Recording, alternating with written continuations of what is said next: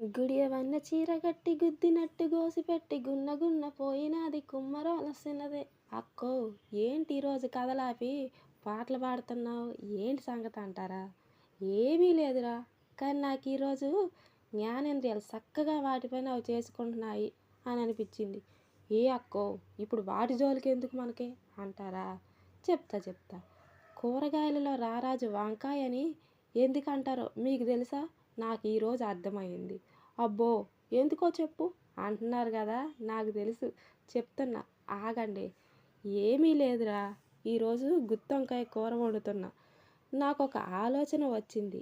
అన్నీ వేసి చూడు, నన్ను వేసి చూడు అని అనేది ఉప్పు టేస్ట్ చేయాల్సిందేగా, అయినా జ్ఞానేంద్రియం నాలుక చెప్పాల్సిందేగా. అలానే కూర ఉడికిందా అని వాసన చూసి చెప్పేయచ్చు.